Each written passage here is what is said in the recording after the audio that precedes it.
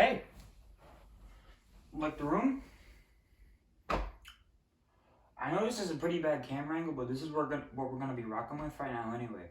So, like I promised, this is the part 2 to the 8th grade video that I made what is now 2 weeks ago. I couldn't film the other one because I had, I don't have to give you a reason, I just couldn't. But as I promised, there will be a lot more in this video, and let's just get right to it. The conclusion of the whole hot math teacher saga. So, where we left off last time after the whole in-classroom stuff, there's one more story I want to say that was kind of the conclusion to that I didn't tell anybody for what are soon to be obvious reasons. So, I ran cross country in middle school, and we would practice right after school on the blacktop. And one day we were getting ready for a meet, so we had all our jerseys on and we were warming up at the blacktop after school. And at this point it was about close to an hour after school ends, so that's about the time the teachers are leaving, right? So, the math teacher walks by the blacktop and she starts talking to one of my friends. And as she's doing that, my friend Ben has been trying to take pictures of us the whole time, and my other friend Mateo did not, I don't know if he still doesn't, but at least back then he did not like pictures being taken of him. So Mateo said, "Oh, don't worry about Ben, he's just playing this dumb game." And then the teacher, I don't know if I said her name, but I hope I didn't. The teacher said, "Oh yeah, I hate pictures being taken of me too."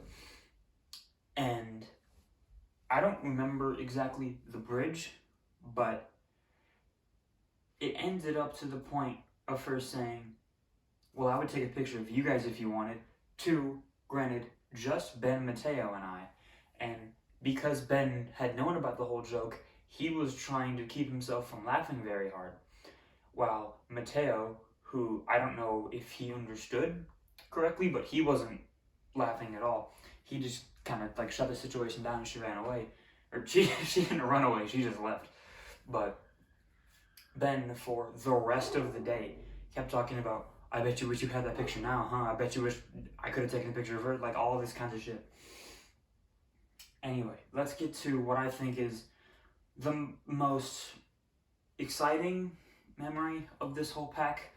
Noah's bathroom incident, and just by those words alone, it makes it sound like he shit himself, which isn't the truth, but it's not exactly that far away from it either. So, as we established in 2 videos ago, Noah very much enjoys throwing food. I don't know why, I don't know where this came from, but he likes doing it a lot. And one day, in I think 8th grade, we used to have these, the hot lunches they would serve. One of it was essentially like cup of noodles, but school brand, right? And it was in a big styrofoam cup. So Noah did not like this at all, but it was the only thing they would serve that day, so he would get that, eat the thing that was on the side, and then this one day specifically, he decided that he was going to go into the bathroom and do a little show. He brought me in, he brought his other friend Cameron in, and he said, guys, come here, look at this." He stood at the wall of the bathroom. The stalls are over here on the left, the urinals are on the right, and the handicap stall is across the back wall. So the handicap stall door is closed, by the way, which in hindsight was a very abnormal thing. You didn't normally see stalls closed because it's middle school. You don't normally go poop in a middle school bathroom, right? But the door was closed. Noah did not seem to care that the door was closed, and he took this carton of soup and bowled it across the floor as hard as he could.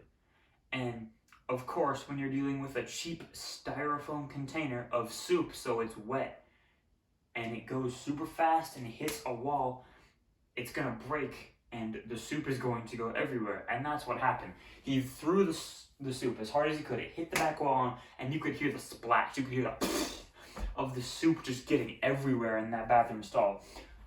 But then, as we were laughing to ourselves, we hear something else. And that something else is, "Hey, what the fuck?" Because there's a person in the stall, which I have never seen Noah more scared to this day. He completely froze up. His friend Cameron is still laughing because that makes it even funnier. And then the person in the stall says, "Hey, who is that?" And Noah fucking bolts. This dude runs for nothing and no one in his life, and I have never seen him move as fast as I saw him move that day. He went so quick to the point that when I left the bathroom, I couldn't find him. because the place we hung out was right outside of the bathroom. He wasn't there. I peeked around the corner of the building. He wasn't there. I looked out on the blacktop that was out there in the field. He wasn't there. To this day, I do not know where he went or how he got there, but he got there fast as shit. And honestly, I don't want to know, because I'm sure just some kind of like ultra fight or flight response kicked in, and his adrenaline just carried him across campus to get as far as away from that bathroom as possible. But the guy came out, jeans drenched in soup liquid. Right, he didn't catch any of us. He didn't even tell a yard duty or teacher as far as we know. But oh my god, I can only imagine the existential terror that dude went through. From, first of all, it's a bold move to go poop in a public middle school stall anyway, right? You gotta have balls to sit down on that toilet seat. But not only that, probably the one time he ever did that, some fucking asshole bowls a carton of soup on under the door and it explodes into your lap. Oh my god, that poor guy. I guarantee you he's never gone into a school stall in his life again purely because of that incident. Oh Jesus. Fuck, what was the next story? Oh, on the same note of doing something with unintended consequences, going back to that game design class, my friends and I all sat in this little pod of, it's little like half circle. It was me, Alex, eventually Adrian, Eli, Dylan, Vince, in this little half circle. And I was on one side, so I was only sitting next to Alex. On my right was like the normal classroom. And Vince would leave. My bad, these are great bean bags, by the way. Vince would leave his backpack in the middle of this little cove we had. And we were on rolly chairs because it was a computer class, so we had the nice chairs. So every time we would roll back to get up, our chairs would hit the backpack, and it would be really fucking annoying. Everyone else put their backpacks under their desk like a normal goddamn person, except for Vincent to drop his right in the middle, right? Obviously, that is an upsetting thing to do that every time. And eventually, apparently I was just having a bad day, so I decided, you know what? Fuck this. I backed up and bumped into it, and I said, Vince, I swear to God, move that thing. And he said, huh? And then didn't do it. So I backed into it again, and I got so upset to the point where I stood up, threw my chair back under the desk. I took a step back, and I took a big step forward, and just kicked the shit out of his backpack as hard as I could to get it to go under his desk. And I did. I succeeded. I don't know how, because this is the dude that keeps all of his fucking textbooks he's ever owned in his backpack. So I don't know how I managed that. But thankfully, I kicked the part of his backpack that is full of his lunch wrappers. So like all of the snacks he brings for lunch, he put the empty wrappers in his backpack. He didn't fucking throw them away. God no, because why would you do that? So luckily I kicked that part so my foot was a little bit cushioned from the textbooks from the old cracker wrappers.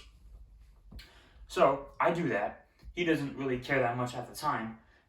2 periods later, we're at lunch. He comes to the lunch table and said, Joey, you have to buy me new glasses. I hope you have $300. And my heart fucking dropped because holy shit, I'm 13. I don't have that money. And I'm sure as shit not going to tell my parents that I owe my friend $300 because I kicked his glasses. Turns out he was fucking with me, and good for Vince. That's probably the biggest prank he's ever pulled on anyone. I did break his glasses case, but his glasses were fine. I don't know if I told this story in the last video, but I feel like I'm telling it better now anyway, so I'm going to leave this in. But he continued to use the broken glasses case for the rest of the school year. Like, it wasn't that expensive. I'm pretty sure I even gave him $5 or $10 just to say sorry. But he continued to use his broken glasses case for the rest of the school year. And on top of that, he would store the broken glasses case in a destroyed broken pencil case. So he was one of the people in that math class, and we would always like just take it and fling it around because it was fun to... You move it once and the whole other side flaps around because the hinge is completely fucking broken. So we would always take it and flip it around like that, and he didn't like that at all, and eventually the thing just completely fell apart because of us. So I'm sorry for that again, but move your fucking backpack, dude. Let's see, what else did I promise? Oh, did I talk about I Can Help last time? I don't think I did. So, in case you lived under a rock or just anywhere else in the country but here, we had this assembly chain called I Can Help where they would come to our school like once or twice, maybe 3 times a year, and just talk about how social media is pretty bad and we shouldn't use it, and how you should use it responsibly, and how to reach out if you're like or how you can help people, just not really for specific reasons, just you can help people. And then to give out phone stickers and shirts. And I kid you not, the people that would unironically wear these shirts and have these stickers on their phone cases would be the most pretentious fuckers ever.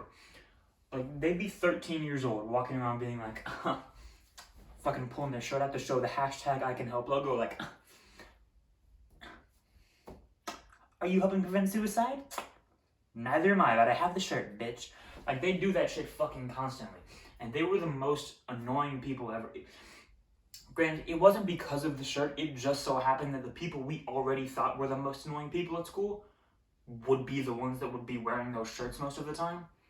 And we thought that was a very funny correlation, but this assembly, I remember it started off every time, no matter what the main topic of the assembly was, and it did change, but 10 for 10, like 100% of the time, it would start off with the story about a girl who has great grades and was an athlete and had a college scholarship to go to college. I don't remember where.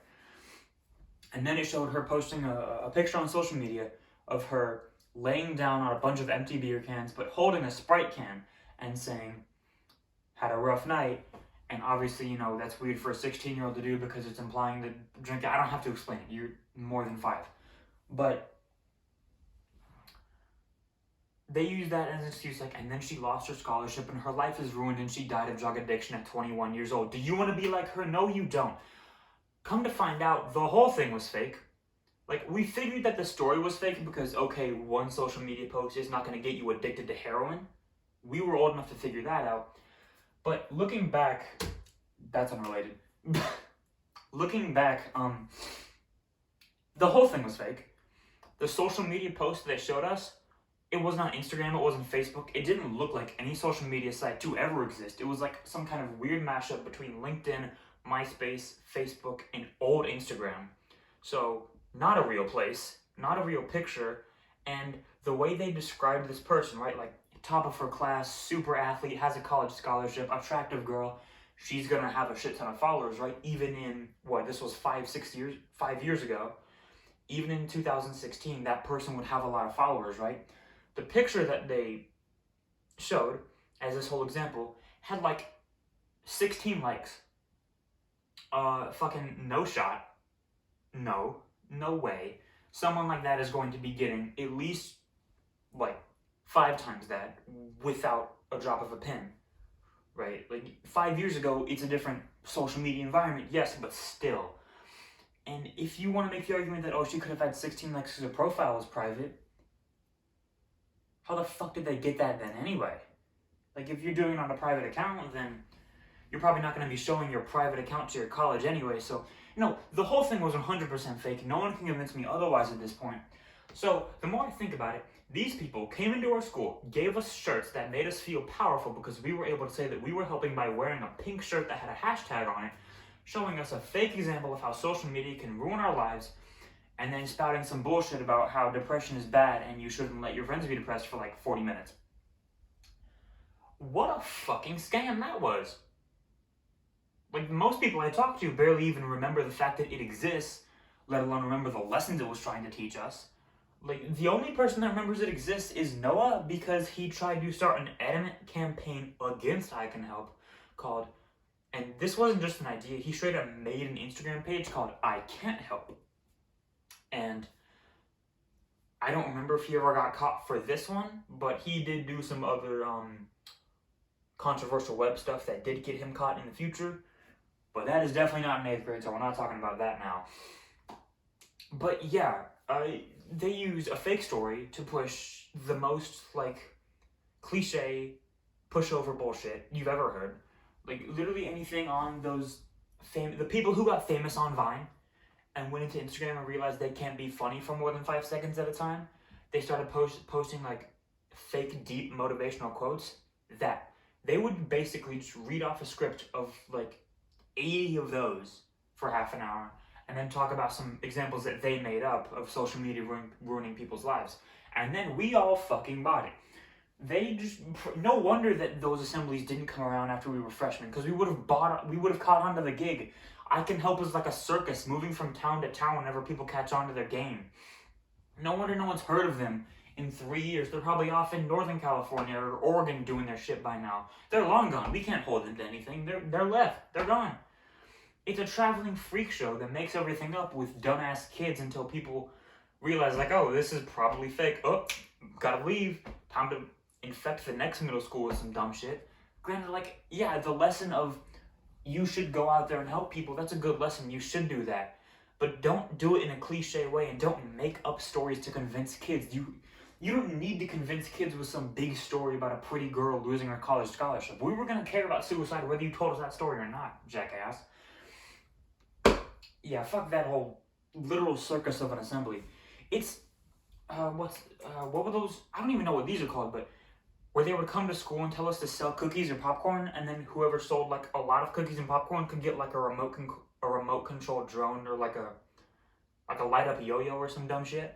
It's like that, except instead of we're selling cookies for you, you're gonna wear our shirts and give our company like a bunch of free publicity, and just we're gonna give you nothing. There's no light up yo-yos here. You get a shirt that is neon and looks fucking awful with anything. That shirt was terrible.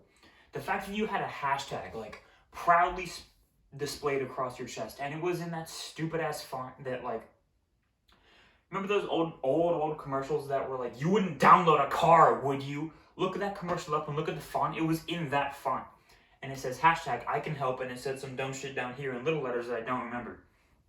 But yeah, that literal fucking circus, thankfully that's over, and we'll never have to talk about that again. Let's see, what else happened in middle school? We talked about the Noah thing, we talked about the teacher thing, we talked about Vince's backpack, we talked about I Can Help, I promised PE, I know that, and I promised one more that I don't remember now, but hopefully I will after I talk about PE. So, 8th grade PE is one of the most fond classes I have in my memory, because I had most of my friend group at the time in that class. I'm talking like all the people I've talked about in previous videos. This is like an all-star lineup, even more. I'm talking Eli, Alex, Jeremy, Arian. That's not that many, but I'm pretty sure there was more. Ben would stop by sometimes. He wasn't in the class, but he would stop by. Vince, that's the other one. I think that, Matthew, I'm pretty sure was in that class. I could be wrong about that. But this was like an all-star lineup of our middle school friend group who would come by, and holy shit did we make the most of it. We pretty much got together on every sport we played in PE, and whenever we would have free time, we would just play keep away, and we played football like once, and then we realized that only 2 of us understood the rules of football, so that was a bust. But the main story I want to talk about is playing frisbee golf with these guys. Holy shit. Like, I knew we were unathletic back then, but I didn't think we had to be that athletic to throw a fucking frisbee at a hula hoop on the ground.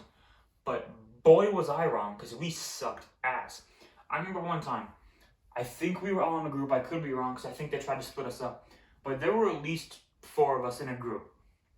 And I remember Eli went first.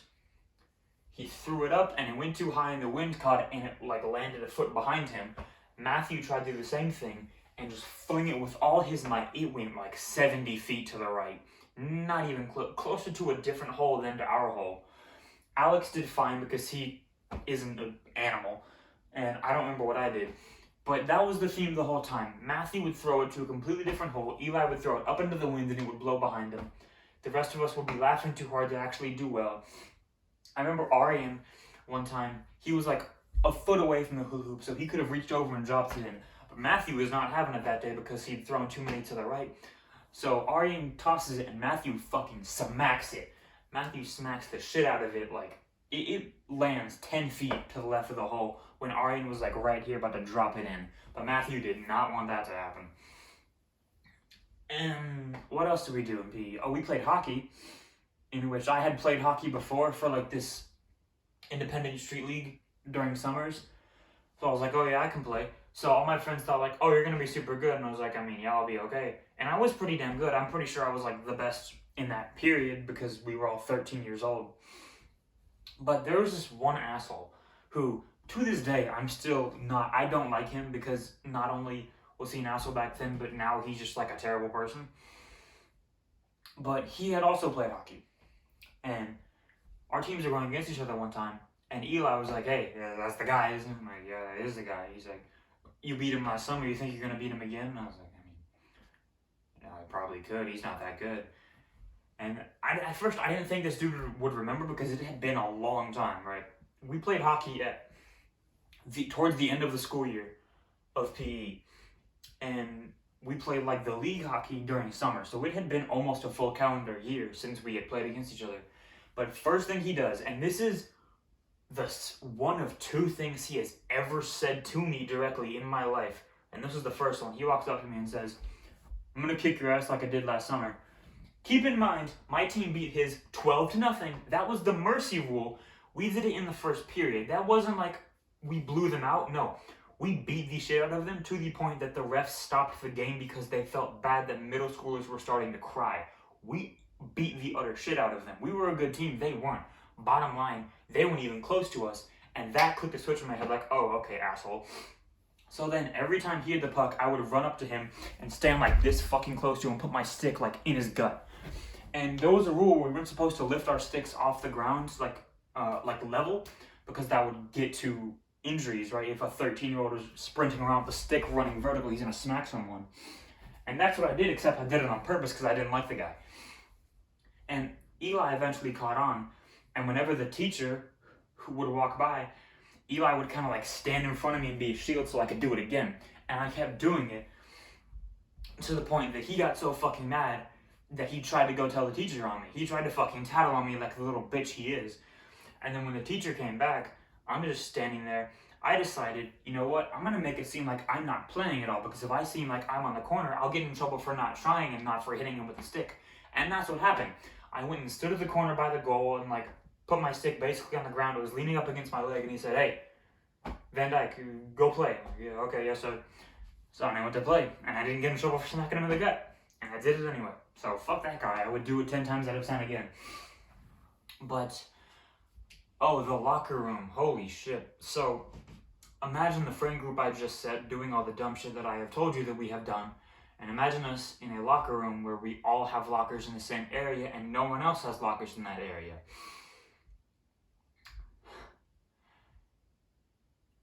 Yeah, I don't think I need to say that much more, but I will because I just remembered something.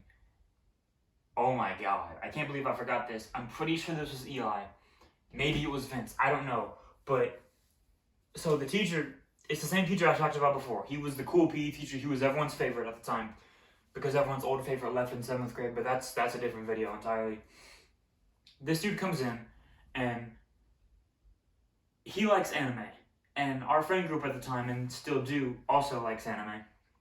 And they were talking about this anime called One Piece. And the teacher was like, oh, that's too many episodes for me. And again, I don't remember who this was. But after we got in, and because we were talking to the teacher, we felt like a little more like loose, like we could get away with something. And our lockers are like right next to the teacher's desks, right? So we start kind of pushing each other around and yelling. And Matthew yells something really loud, and the teacher says, hey, quiet down. Like looks over his desk and says, hey, quiet down. And one of us, I know it wasn't me, I'm pretty sure it was Eli or Vince. One of us turns up to him and goes, oh, sorry, Dad. I mean, no, there was like a solid 2 seconds in between the, yeah, sorry, Dad. Wait. One of us straight up called our PE teacher Dad. And obviously the rest of us could not contain ourselves after that. We were fucking dying that entire time after that. For good reason, right? Like, we're never going to get a chance for that to happen again. Except Eli did call another teacher mom later. I don't remember who that was. I'm pretty sure that was in middle school or high school. Which makes me think this was also Eli. But, oh my god, I completely forgot about that until just now. But one of us called our PE teacher Dad. And we held that over them for a long time, but I feel like that died in the summer of 2016. Which, oh my god. Wow. Whew. That's a lot. Yeah, I completely forgot about that, but that might be it for this video if I can't remember anything else. You know what? I'm just gonna upload what I have now, unless I remember something as I'm giving this speech. I might film another video right now, so if I forgot something, I'll say it then, but the next thing I am gonna do is actually something I just said, the summer of 2016, which I'm sure a lot of the people who I've talked about, and even people who I haven't talked about, can relate to that summer being a big moment for a lot of reasons, which I will get into whenever I do make that video. But yeah, high school was, eighth grade was some good times, man. Eighth grade was, none of us really cared about that much, so we kind of let loose a lot more than we normally would. And that's what made all of these memories possible. Like, if Noah genuinely cared about the rules, he wouldn't have made he wouldn't have made a protest to an anti-depression assembly, and he also would not have bowled a cup of chicken soup under a... Okay. Is this film? Yes, okay. Time out. I know that cut was weird. I know this is gonna look weird, but I don't care, because I forgot about the 8th grade dance, and I do need to talk about that. I'll finish up what I was saying before, but...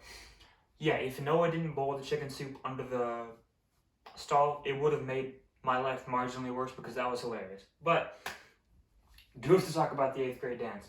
As far as I can remember, most of our friend group was there, maybe besides one or two. Now, I've talked about all my friends being dumbasses before in this series, right? Now it's my turn to be a dumbass. It's my time to shine in my lowest IQ moments, okay? So, 8th grade dance, it's like this big, hyped up thing. It's the only dance where it's like a formal thing, like you gotta wear like nice shirts, pants, girls wear dresses. This is the closest thing we're ever gonna have to prom, dude. Like, holy shit. Ended up actually, yeah, it was. That's not the point. So I decide, like, hey, I'm gonna ask someone. Not just someone, but I did have someone in mind, and it was this girl, whose name I'm not gonna say. She was in my first and second period, and if you remember, that was the reading and writing class. But we didn't talk at all in that class, like not one bit. But we had talked in 7th grade for like a month or two when we sat next to each other in math. Granted, the only thing we had in common was we would annoy my friend Dylan, who also sat next to us, by scratching a penny on a metal desk, and the noise it would make really made Dylan angry. So we would do that, and that was like the only thing I had in common with her. But I thought she was cute for like 2 years. So I decided, like, you know what? Who cares? I'm gonna ask her. But in my infinite big brain wisdom, I decided that not only the best, but the only way that I could do it is writing in my god-awful, near-illegible handwriting on a piece of paper, handing said piece of paper to her, and then running away, which is exactly what I did. I got a piece of paper, just tore it out of my notebook, didn't even tear the little side things off, so I had those disgusting little fringes on it, and I wrote down, I think you're really nice, I think you're cute, want to go to the 8th grade dance with me? And I put down my phone number for her to text me her response, and I put my name on the bottom last second. So, fold up a piece of paper, and on day 2 of trying, day 1, I didn't do it because I knew that after lunch, our paths crossed and I was on my way to math. So I knew, like, oh, that's the perfect opportunity to do it. I can just hand it to her and fucking book it, run away. And I tried to do it the first day, but she was talking to a friend, and I did not want to be outnumbered in this situation, so I bailed. So day 2 of trying, I walk up to her, I hand it to her, I say, hey, someone told me to give this to you. I don't know what it is, and I don't know who they are. And then she takes and says, oh, okay, I'm gone by the time she hits thanks. I'm fucking booking it around the corner to the math class. Granted, I don't even know why I said that I don't know who they are. So in her mind at the moment, she thinks that I, who is somewhat of a random person to her, took this piece of paper from a different random person that I don't know, because I just said I don't know who they are, without looking at the paper, and I hand it to her, and then I run away. Did I think this would leave me with very good odds? Apparently I did, because I did it. And so I did that. I run to math. I get a little worried that she's going to try and follow me. That didn't happen, thankfully. But in math, I feel really sick to my stomach in a combination of nerves and the fact that I had leftover Taco Bell for lunch, which neither of those things are very good on your stomach individually, but as I found out firsthand, put together are near deadly. So I text my mom under the desk. She called the school and came to pick me up early, so I went home. After school that day, a random number texted me, yes, that she would like to go with me, and it even says Joey in it, so she knew that I was the one asking her, right? So it was her. It wasn't just like she gave it to a friend and they said yes. She said yes, ultimately, to the dumbest way to ask anyone to anything ever, but it worked. So I count that as an amazing A+ because it worked. Then came challenge number 2, convincing my friends that I was telling the truth because, again, in my highest moment of infinite wisdom, I didn't tell any of them that I was doing this. I told 1 or 2 of them that I was thinking about asking someone to the dance. I did not say that I had a specific person in mind. I didn't say that it was this person. I didn't tell anyone my plan. I didn't tell anyone when I did it or that I was even going to do it. As far as they knew, I was 50-50 on even going to the dance. And now I'm going to come to school the next day saying I have a date. Obviously, they didn't believe me the first time I said it because why would they? It took a while to convince. I showed them the number. They said, what if it's just your cousin fucking texting you and you told him to? And I said, if no matter how much money I paid my cousin, he would not do this, and you guys know that. Eventually, they figured out I was telling the truth. I don't remember how. Maybe they didn't actually find out until the day of the dance when I walked in with a girl. Because now that I think about it, even after I got her number, and we would text like all day after school every day, and like 24 hours on weekends, right? We'd stay up till like 1 a.m. texting each other, which normally is a good sign, right? But again, infinite wisdom 13-year-old Joey here, I still didn't talk to her in person. Never even really considered it. I was still apparently too nervous. I remember one day, me and Eli were walking to the locker rooms for PE, and she was lined up for a different class, like right on the other side of this fence, like a chain link fence, so we could see each other. And Eli's like, hey, you should say hi to her. I'm like, no. He says, why? And I don't know what my reason was, because there really wasn't a good reason to not just like say, hey, and see what happens. But I didn't do it anyway, and I didn't do it ever. So I am 95 to 99% sure that she and I never verbally spoke to each other in between 7th grade and going to the dance together. Actually, no, I'm sorry. In between the interaction of me saying, hey, this is a note from not me, and I don't know what it says, bye, and I'm running away, I don't think we verbally spoke from that moment to the day of the dance. Now, let's skip ahead to the day of the dance. Let's not get into what we talked about, because that was something different. So, day of the 8th grade dance comes in. I'm waiting with my parents outside because they want to take pictures.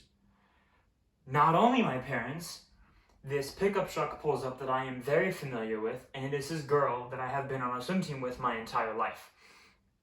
Not only that, though, it is the person who was my first crush, and my very obvious first crush, because I was like 10. So she absolutely knew that I liked her. And I don't know if she knew that I still liked her, but I was 13 and she was an attractive person that was on my swim team. Fucking obviously I was going to, right? There's no doubt there. So she comes up and she's like, oh, I'm so excited for you. I'm going to take pictures too. I'm like, why? Why? That's not... I'm already nervous enough. This is not helping anything. Like, I'm glad to see you. Like, we're friends and all, but I'm about to shit my pants, okay? Like, this is already too much, and now this, okay? It's not going to be a good idea. So, eventually, my date shows up, and she's like, oh, wow, your sister wants to take a lot of pictures. I'm like, my sister? Again, I don't know why I didn't think of, like, oh, the teenage girl who looks vaguely like me taking pictures next to my mom, she probably thinks that's my sister. And I was like, oh, who's my sister? And she says, that girl, right? I'm like, oh, that sister. Again, nothing in this story makes me look good, by the way, so I'm not going to try and paint it like it does. This story makes me look like the dumbass I was back then. So I'm just going to tell it as it is. So, that interaction happens, and I don't even remember her parents taking any pictures. I don't even remember seeing her parents. I don't remember what her parents looked like, dude. And my parents and my swim friend were doing all that. So eventually we get inside and we go to take pictures inside because they have this little thing. And she's doing this, like, what I thought at the time was a kind of cute thing of trying to be taller than me, because she was pretty tall. But I am a tall person also, so I was taller than her. So we were kind of talking about that, and then we went to, like, dance and talk a little bit. And I quickly realized why I didn't talk to this girl in person forever, because, good Lord, we had nothing in common. We still, to that day, the only thing we had in common was the Dylan Penny thing. And I went over to talk to my friends, she went over to talk to her friends. And I remember Ben is like, do you have a date? Why aren't you with your date? I'm like, I don't know, I'd rather talk to you guys. And I'm sure someone made a gay joke at that point. I don't blame them, I left the door wide open. But I remember talking to my friends for a while, and they were kind of jabbing at me like, you should be with your date. I'm like, fine, I guess I should. So I get back with her, and we dance a little bit more. And then we ended up being like with each other at that time for like half an hour maybe. And then the song One Dance by Drake comes on, and again, as I mentioned, summer of 2016, if you were more than 2 years old in the summer of 2016, you know that One Dance was like the biggest song ever. So obviously it was going to turn on at a middle school dance, and it did. I was like, oh, I really like this song. She's like, oh, I don't think I know what the song is. I'm like, that's a funny joke. It's been #1 for like a month and a half. She's like, oh, no. Who is this? Who made it? And I was like, oh, it's Drake. She's like, who? I don't know who Drake is. And at that point, I was like, you know, what the fuck am I doing here? I don't want to talk to you. I don't know, like you're really cute, and I'm 13, so obviously that is going to be more than enough for me to want to talk to you. But at that point, I was like, oh, is it cool if I go talk to my friends? And she's like, yeah, I want to go talk to mine too. So in the back of my head, I'm like, I'm not going to talk to her for the rest of the night. So I go back over to my friends, and I do this thing where I go and jump on my friend Ben's back and hang on him like a fucking spider monkey. And that gets everyone even like more smiley, and we're joking around and jumping for the rest of the dance, right? So I'm having a great time with my friends. And towards the end of the dance, they're starting to usher people out, and one of my friends is like, aren't you going to say bye to your date? I'm like, what the... Oh, I probably should do that, huh? So I just stand outside the door like a dumbass with my hands in my little pants pockets waiting for her to come out. And then when she does, I'm like, oh, bye. She's like, oh, bye, Joey, thanks. I left. I went home. And literally nothing else ever came of that for the rest of time. She and I spoke maybe twice over text after that. And then I'm pretty sure she just stopped replying to me or stopped wanting to. So, yeah.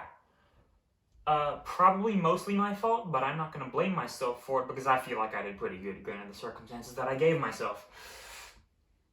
But, yeah. So, there's that story. I'm sure other people have different perspectives on that dance, but that is mine. I feel like it's interesting enough. It's a complete character arc of going from being too nervous to admit that the piece of paper I was handing to her was from me, going all the way up to being like, you know what, being confident enough to, in my head, say, I'm just gonna go jump on my friend's back instead of hang out with this attractive girl. Again, not entirely proud of it, but it makes for a really funny story. So in that sense, I'm very proud of it. And yeah, that's pretty much about it. Actually, it's not. I lied. There were some other like big events in 8th grade. Day on the Green was a big thing all 3 years, but in 8th grade it was big because it was like our second or third to last day of school, excuse me. It was a big thing where they'd have big inflatables on the field. They'd have like games, carnival games that have popcorn, snow cones, everything for free, and it's all for the honor roll or perfect attendance kids. So me and my friend group, as I said, we were kind of the smarter, nerdy kids back then, so we were all there the whole day. And one story I want to tell really quick is all the way back in 6th grade, they had this big hamster ball race where you jump on a plastic hamster ball and run. So I'm getting in it, little do I know, towards the end of the day. So I'm rolling around this hamster ball, and all of a sudden a whistle blows and everyone fucking leaves. Like the people who were running the game and everything, they just walk away. And I'm stuck in my goddamn hamster ball. The other person, their hamster ball is long gone. I don't have enough weight on me to throw myself against the wall because there's a hole directly above me I can't climb up out of because I can't jump or the thing's gonna roll and I'm gonna smack myself on the head. And I can't roll the ball enough to get out of the bottom hole because I weigh nothing. So I just jump up and down, and Eli was the one helping me in the race. He's starting to walk away, so I jump up, and for the brief second that the top of my head is out of the hamster ball, I start yelling, Eli! Eli! And eventually he turns around, and he stands on the edge of the inflatable thing. He's like, what? Like, can you help me? He's like, need help? Roll yourself. I'm like, I can't roll myself, jackass. That's why I need help. How are you rolling yourself before? I wasn't. That's why you had to help me before in the race. So eventually he helps me out. But yeah, and then all the way till 8th grade, day on the green, Eli and I partnered with each other to do this balloon toss game where there was 2 giant lines of people. Everyone had a partner, and you'd throw a water balloon back and forth. If it pops, you're out. The classic game, you know. So we start talking in the middle of it, and we're like, hey, remember the old days on the green? And Eli's like, yeah, remember when I almost left you in a hamster ball? As he throws the balloon at me, so I catch it, and I'm like, you know what? I do remember that. And I look around, there's not that many groups left. So when the person with the megaphone says throw, I'm like, this has been taking too long. I want a snow cone. I'm really hungry. They just started serving hot dogs again. So I threw it as hard as I could overhand at him. So I just beam him in the chest and it explodes, and he's now soaked because I threw a water balloon dead at his chest. And we're out, but I thought it was hilarious. So we ate and got back with the rest of our group, and then they started doing this dance competition. And as you saw in the music video I made, Eli can do this thing where he sweeps his leg and jumps while he's crouching down. It's really weird. I don't know how to describe it. But we were all like, oh, Eli, go do that thing for the dance competition.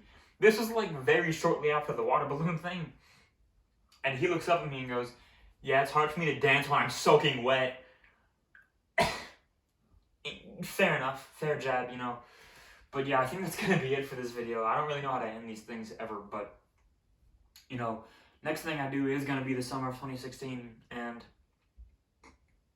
I am glad I got that 8th grade dance video out, because, oh my god, that was way worse than I thought it was. Holy shit. I did a lot of dumb stuff, and then I just didn't tell anyone about any of it, even though clearly I was confident enough in it at the time where I wouldn't have done it, right?